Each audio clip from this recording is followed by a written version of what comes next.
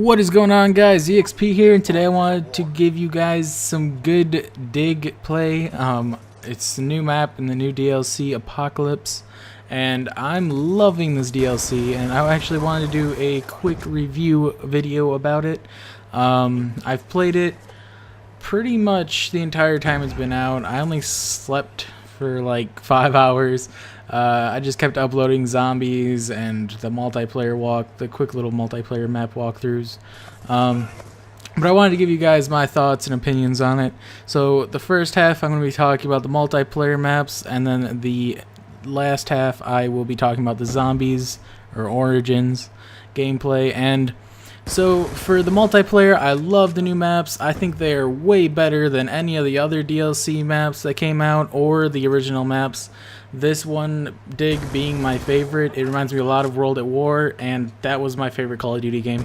So Dig is definitely my favorite of the three, and I just love how they're the three main ways to get around the map. Or you can climb on top of the walls and like snipe or like sneak around and things. Same with pods. Pods is also a great map for doing stuff like that. There's so many different ways to get to where you want to go and to avoid the enemy and just like sneak attack from behind everyone. It makes it just great for any kind of game mode, whether it be search and destroy, domination, or just team deathmatch. For the Takeoff, which is a remake of Stadium, you know, it's alright. It's Stadium. Everyone's played it. I do like the new feel of it. It feels a lot cleaner to me. And I do enjoy Hardpoint on it. Hardpoint is a lot of fun on that map. And it makes it really fair, unlike most maps with Hardpoint where one team has the advantage or one team spawning in a certain spot has the advantage. But it's not really that. It's just really, you know, whoever has the better players, I feel.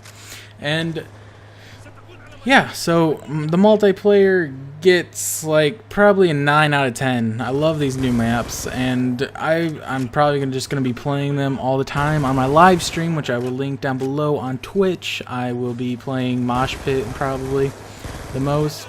So if you guys want to check that out, I'm going to be streaming all day today, the rest of the day, and all day tomorrow. I'll be on most of the time from now on. I finally got it up and ready again. And then, okay, for Origins, I'm not a big zombie guy, but this one is a lot of fun. There's so much stuff to do, whether you want to get inside the giant robots, you want to build the ice staffs, you gotta get the musical parts, the Max's drone, the zombie shield. It's just, there's crazy amounts of stuff to do. I actually enjoy playing it on easy in custom games with some friends, and just because there's so much to do in it that I want to do it all. I want to get everything in one game and just see how long we can hold out, even if it's on easy. It still gets hard around like round 20. And public games, they're all right. It's hard to find people that actually know what they're doing, which has always been a problem for public zombies. I think this is also my favorite zombies map to play now. All 4 staffs are all like fun to get and hard to get. Ice staff probably being the easiest, which is still a pain, but worth getting. That's the best part, is all these things that are hard to get are actually worth getting in the game, so you can last longer. Like a lot of the time, these games come out with like really hard things to get, but they're not that great, and it just makes it not even worth your time. But it is definitely worth your time. I have made videos for all 4 staffs where you can get some idea of where the parts are located, as well as me testing them out, so you guys can see that. I will link that down below as well.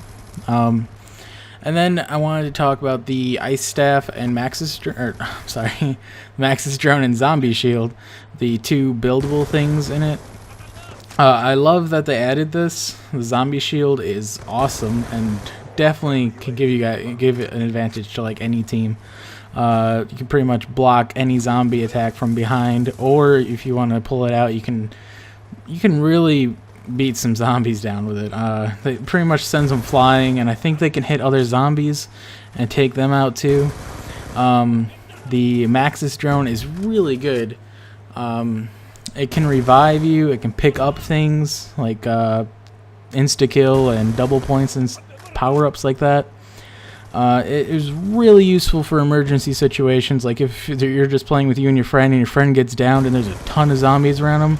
You can pull it out and the Maxis drone might go and revive him. I wish it was a little more accurate with where it's shooting. It sometimes will just like shoot at the ground in front of the zombie, depending on where you are in the map. But definitely awesome, and I love it.